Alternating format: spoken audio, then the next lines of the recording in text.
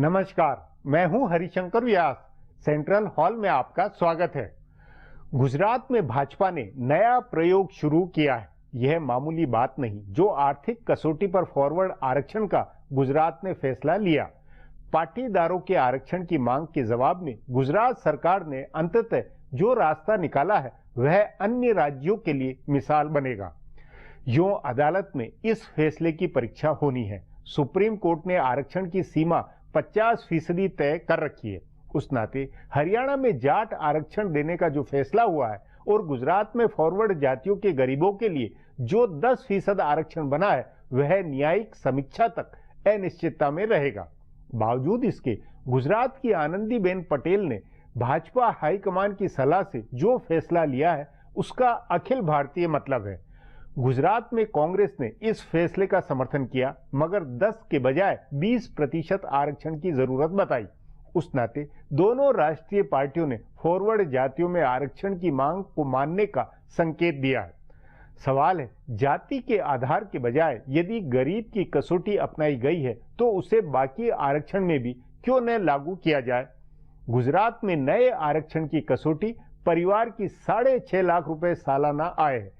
आय सीमा या कि गरीब ही आरक्षण की बात यदि ओबीसी दलित आरक्षण में भी लागू हो जाए तो देश में माहौल बनेगा कि व्यवस्था सचमुच के जरूरतमंदों के लिए बन गई है। इससे जाति आधारित आरक्षण में आर्थिक कसौटी का फैक्टर जुड़ेगा और समाज में न्याय संगतता की धारणा बनेगी। संदेह नहीं कि गुजरात में नए आरक्षण और हरियाणा का जाट आरक्षण मामला सुप्रीम कोर्ट में जाना है। सुप्रीम कोर्ट में यह विचार होना चाहिए कि आरक्षण व्यवस्था को रखते हुए भी उसे और ऐसे कैसे सुधारा जाए जिससे सामाजिक समरसता बने। आरक्षण व्यवस्था ने समाज में विग्रह और खुन्नस के जो बीज बोए हैं उन्हें खत्म कराना आज नंबर 1 जरूरत है। आज इस पर चर्चा है, मगर उससे पहले गपशप और खास सुर्खियां हैं। शुरुआत सियासी गपशप से करते हैं।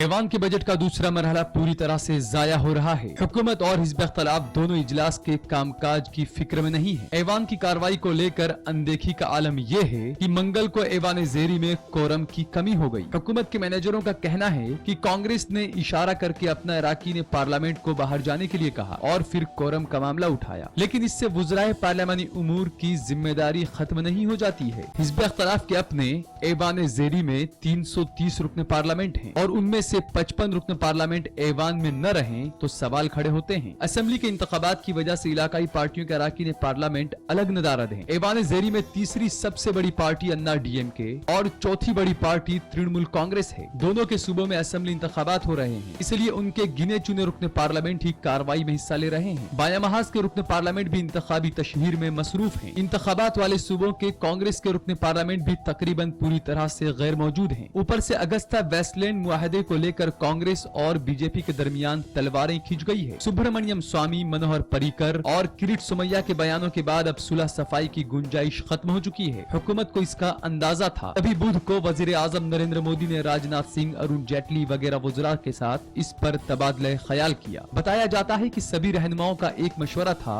हुकूमत ऐवान में कानूनी कामकाज के लिए अगस्ता मामले पर कोई मोलभाव नहीं करेगी। इसके बाद कांग्रेस के आला रहनुमाओं ने भी टकराव बढ़ाने का फैसला किया, इसलिए जीएसटी और एमिनी प्रॉपर्टी बिल आइंदा इजलास के लिए टल जाएंगे।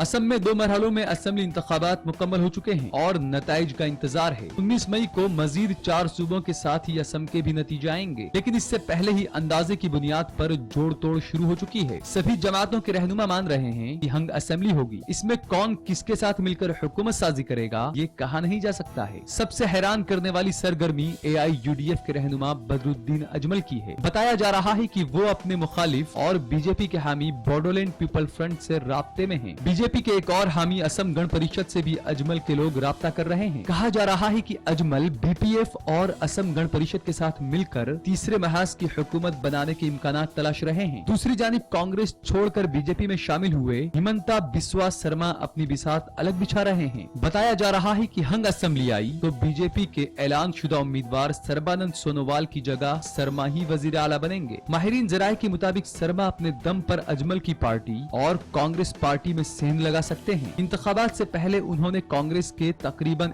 1 दर्जन रुकन असेंबली तोड़े थे। वैसे शर्मा को यकीन है कि बीजेपी को अपने हामियों के साथ अक्सरियत मिल जाएगी। उनके हामी मान रहे हैं कि बीजेपी को अक्सरियत मिलेगी, लेकिन सोनोवाल माजूली सीट पर नहीं जीत पाएंगे। ऐसे में शर्मा के लिए रास्ता आसान हो जाएगा।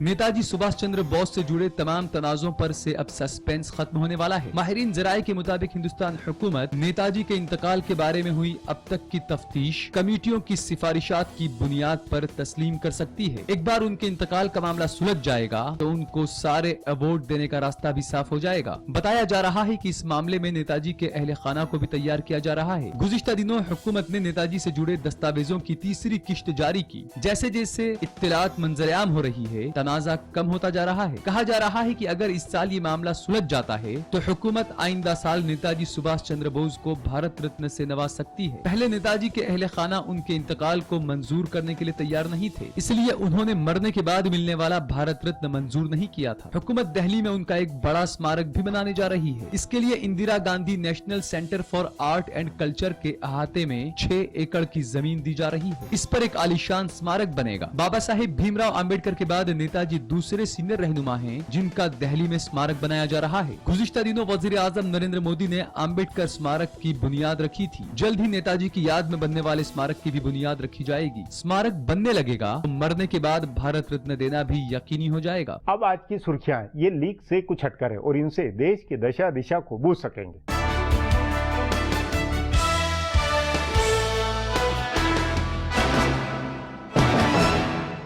कल दिन भर हुई बहस के बाद आज एक बार फिर से ऐवान बाला में अगस्ता वेस्टलैंड हेलीकॉप्टर सौदे में बदउनवानी का मामला उठा। कांग्रेस पार्टी ने मुंतजिमा पर सवाल उठाते हुए कहा कि नामजद रुकन सुब्रमण्यम स्वामी ने वजारत दिफा, सीबीआई और ईडी के जिन हसास दस्तावेजों का जिक्र किया था वो दस्तावेज उन्हें कैसे हासिल हुए। ऐवान ने कांग्रेस के नायब रहनुमा आनंद शर्मा ने कहा कि ऐवान को ये बताया जाना चाहिए कि इन दस्तावेजों का हवाला देने वाले स्वामी की उन दस्तावेजों तक पहुँच कैसे हुई जिन्हें उन्होंने अटेस्ट कराने और ऐवान के सामने रखने से इनकार कर दिया था। कांग्रेस अराकीन पार्लियामेंट के हंगामे के बीच वजीर पार्लियामानी उमूर मुख्तार अब्बास नकवी ने कहा कि स्वामी ने जिन दस्तावेजों का हवाला दिया था उन्होंने उसे अटेस्ट कराया और ऐवान के सामने रख दिया है। इसी बीच कांग्रेस के प्रमोद तिवारी ने सौदे के एक बिचौलिए क्रिश्चियन मिशेल के एक खत के हवाले से कहा कि उस पर गांधी खानदान के किसी मेंबर का नाम लेने का दबाव डाला गया था।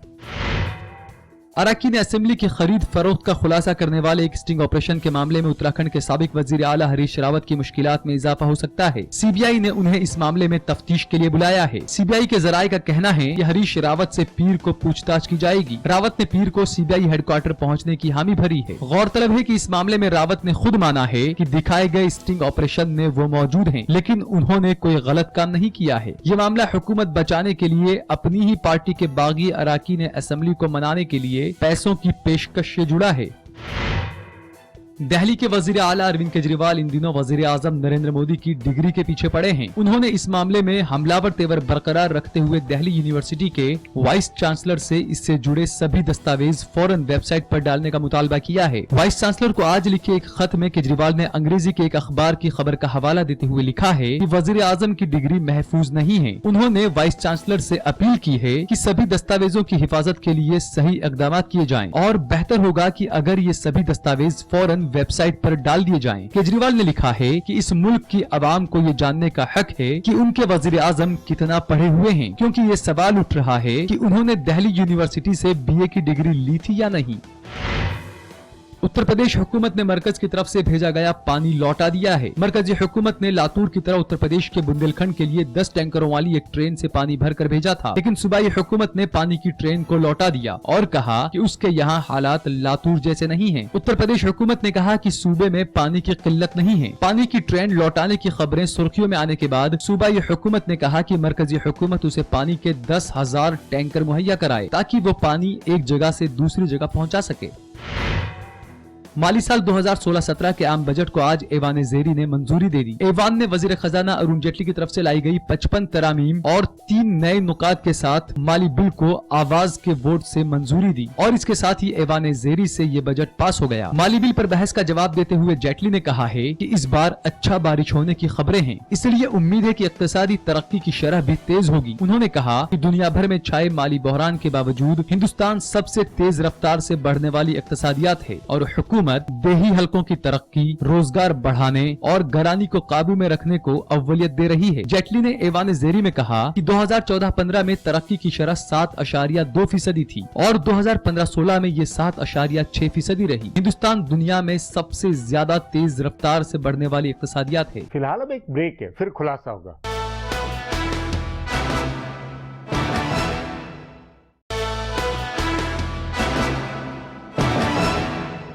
गुजरात और हरियाणा में आरक्षण आंदोलन ने राजनीति में जो झटके दिए हैं, उनसे क्या नए आरक्षण फैसलों से स्थिरता आएगी? क्या महाराष्ट्र में मराठाओं या अन्य प्रदेशों की खेतीहर जातियों को आर्थिक कसौटी के 10% आरक्षण से संतुष्ट किया जा सकेगा? क्या आरक्षण में गरीबी की मूलभूत बात को डाला जाएगा? इस पर आगे चर्चा करें, उससे पहले देखें मेरा यह खुलासा।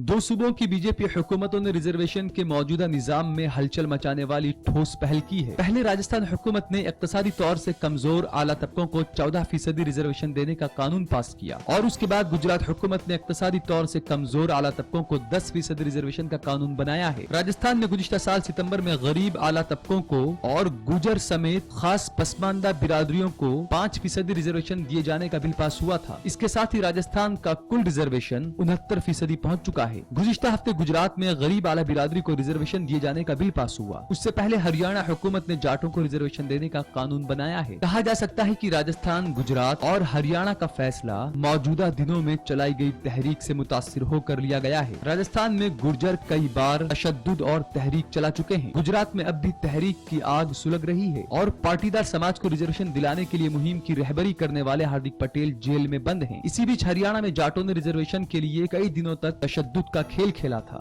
वो भी एक मिसाल है। इसीलिए ये मुमकिन है कि इसे लेकर चलाई जा रही तहरीक की वजह से फौरी तौर पर रिजर्वेशन के ये फैसले हुए हों, लेकिन इनसे आगे की राह बनती है। अगर हुकूमत इक्तिसादी पसमानगी को रिजर्वेशन की बुनियाद बना रही है तो सभी तबकों के लिए ये यकसा तौर पर नाफिज किया जा सकता है। हालांकि अभी तीनों सूबों के कानून अदालत उज़्मा के कानूनी तज्जिये के लिए खुले हुए हैं और इन्हें आखिरी नहीं माना जा सकता है, लेकिन ये एक नई पहल है। एक बिरादरी को रिजर्वेशन देने के निजाम के बजाय एक तबके को रिजर्वेशन की पहल हुई है। वाज़ेह रहे, पहले जब मराठों और जाटों को यूपीए हुकूमत के दौर में रिजर्वेशन दिया गया था तब अदालत ने उसे खारिज कर दिया था। दरअसल एक बिरादरी को चुनकर रिजर्वेशन देने का फैसला इम्तियाजी सुलूक करने वाला है, इसलिए आईन में सामाजी और तालीमी हल्के में पसमानदों को रिजर्वेशन देने का उसूल बनाया गया था। अब इसमें इक्तिसादी बुनियाद भी शामिल की जा रही है। हिंदुस्तान में रिजर्वेशन बेहद हसास और जज्बातों से जुड़ा मसला है, इसलिए इस पर कोई खुलकर नहीं बोलता है। RSS सरबराह मोहन भागवत ने रिजर्वेशन के तज्जिये का बयान दिया तो उन्हें और बीजेपी को बिहार इंतखाबात के दौरान उसका खामियाजा भुगतना पड़ा। इसलिए रिजर्वेशन का फायदा ले रहे समाज के लोग आगे आकर अगर समाज की गैर बराबरी मिटाने की पहल करते हैं और रिजर्वेशन के मौजूदा निजाम पर बहस करते हैं तभी कोई मुस्बत पहल हो सकती है। इस लिहाज से गुज़िश्ता दिनों लोक जनशक्ति पार्टी के रुकन पार्लियामेंट चिराग पासवान ने पहल की। उन्होंने दलित समाज के ऐसे लोगों से रिजर्वेशन छोड़ने की अपील की जो इक्तिसादी तौर पर मजबूत हो चुके हैं। गौरतलब है कि रिजर्वेशन पर बहस के दौरान अदालत से लेकर कमीशन तक ये सवाल उठा है कि आजादी के इतने बरसों बाद भी रिजर्वेशन में सिर्फ बिरादरियों को जोड़ा जा रहा है, कोई बिरादरी रिजर्वेशन से बाहर नहीं हो रही है। क्या इसका मतलब ये है कि तकरीबन 70 साल में भी किसी बिरादरी की पूरी तरह से तरक्की नहीं हो पाई है? अगर ऐसा है तब भी क्या इस पर अजसरे नौ गौर किए जाने की जरूरत नहीं है? राजस्थान और गुजरात के फैसले के बाद ये बहस होनी चाहिए कि क्या सिर्फ सभी तबकों के लिए इक्तिसादी पसमानगी को रिजर्वेशन की बुनियाद बनाया जा सकता है? इसमें पसमानदा, दलित और आला तबकों के अलावा अकलियती तबका भी आ जाएगा। अब एक ब्रेक है, उसके बाद गुजरात के आरक्षण रास्ते पर चर्चा करेंगे।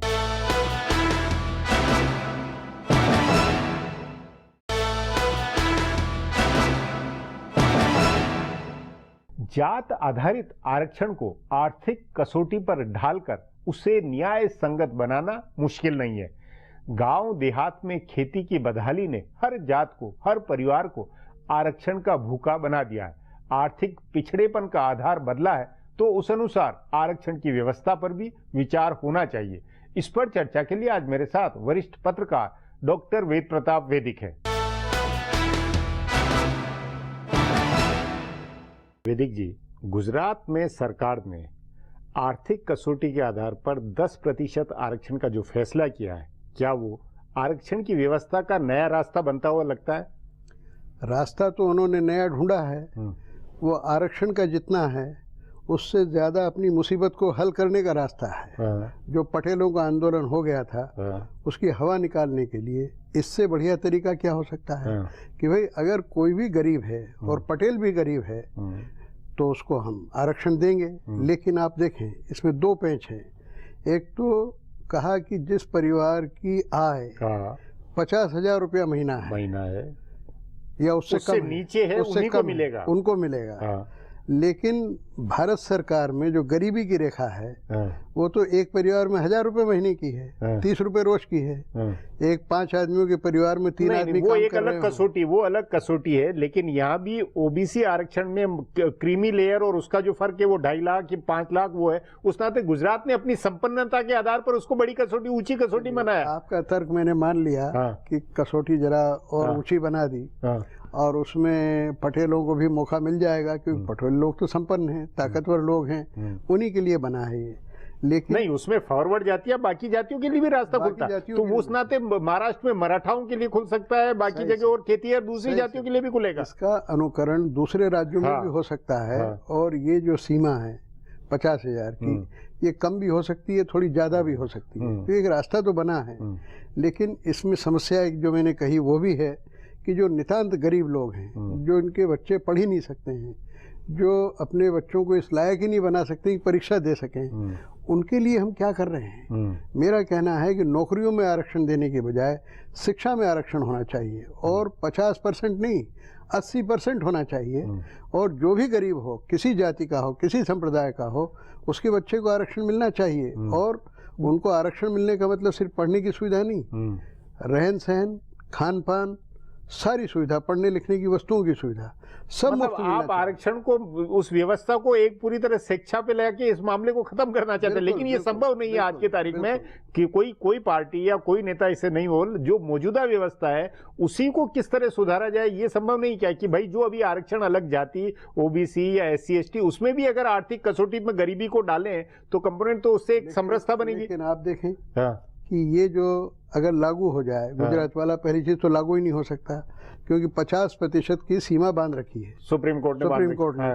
अब ये लागू करने से उल्लंघन होगा, और अगर उल्लंघन नहीं होगा तो वो जो 50% अभी मिलता है SC ST को और पिछड़ों को, उसमें से काट करो तो झगड़े खड़े होंगे।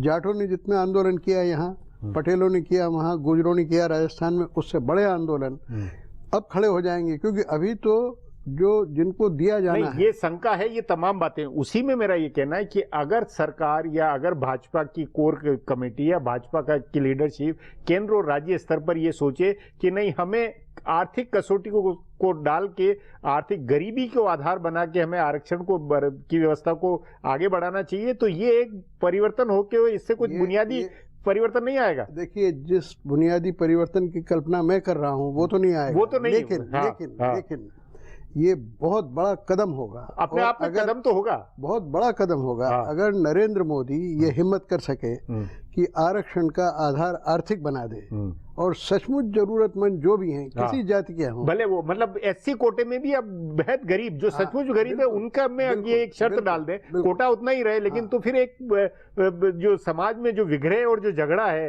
वो खत्म होगा, वो घटेगा। और कुछ लोगों को जलन होगी, कुछ लोगों को शिकायत होगी, होती रहे, लेकिन बड़े समाज का भला होगा। और जो गरीब, पिछड़े, ग्रामीण, SC ST, जिनकी पीठ में उन्हीं के लोग छुरा भोंकते हैं, मालदार हैं, तीसरी पीढ़ी के अंदर भी आरक्षण ले रहे हैं उनके। तो वो एक उस व्यवस्था को ठीक बनाने पर फोकस होना चाहिए। यही बात मोहन भागवत जी ने कही। नहीं, पर इस बात को क्या सुप्रीम कोर्ट या ये कार्यपालिका के बूते का मामला है या सर्वदलीय होगा या कैसे, ये संभव कैसे है? सुप्रीम कोर्ट क्या करेगी? अगर संसद बहुमत से, प्रचंड बहुमत से, 2/3 बहुमत से सारी व्यवस्था को बदलना चाहे, सुप्रीम कोर्ट क्या कर सकती है? सुप्रीम कोर्ट जुडिशियल रिव्यू के तहत अगर किसी चीज को टर्न डाउन भी कर दे तो उसको दोबारा संसद में लाके पास कर दीजिए। सुप्रीम कोर्ट क्या करेगी? नहीं, आप में दम होना चाहिए। नहीं, लेकिन क्या है कि इसमें आम राय भी राजनीतिक तौर पर और विधायिका के अंदर आम राय बन के और ऐसा फैसला हो संभव नहीं है। वो तो बुनियादी तौर पर ये आंदोलन कोई बीच का इधर उधर के रास्ता निकाल कर ही काम बनेगा। नहीं व्यास जी महाराज, आप जो कह रहे हैं उसको मैं समझ रहा हूँ, उन मजबूरियों को मैं जानता हूँ, लेकिन फिर लीडरशिप क्या होती है? नहीं, वो नेतृत्व क्या होता है? अगर नेतृत्व हो जोरदार, अपने लोगों को समझाए, विरोधियों को समझाए और सबको समझाए कि ये मोदी अपने फायदे के लिए नहीं कर रहा है, देश के फायदे के लिए कर रहा है, लोग मानेंगे और सहयोग मिलेगा और एक क्रांतिकारी काम होगा।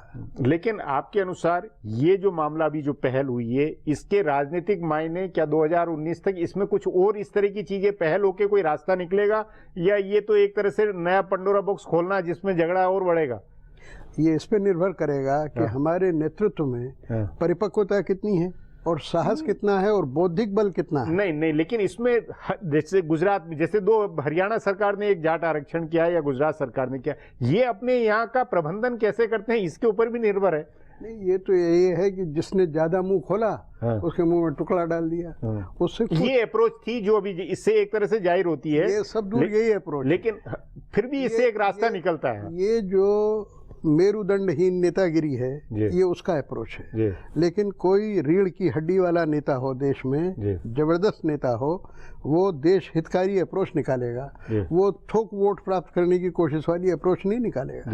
देखें, हो सकता है कि नरेंद्र मोदी ये काम कर दे। जी, बहुत बड़ा काम होगा। जी वैदिक जी, बातचीत को यहीं समाप्त करेंगे। प्रोग्राम में आने के लिए बहुत बहुत धन्यवाद। हमारा प्रोग्राम अब यहीं खत्म होता है। आग्रह है प्रोग्राम पर अपनी राय hsvyas@nayaindia.com पर ईमेल करके बताएं या hsvyas@ ट्विटर और फेसबुक / नया इंडिया न्यूज़पेपर पर जाहिर करें। अब कल फिर मिलेंगे इसी चैनल पर इसी समय।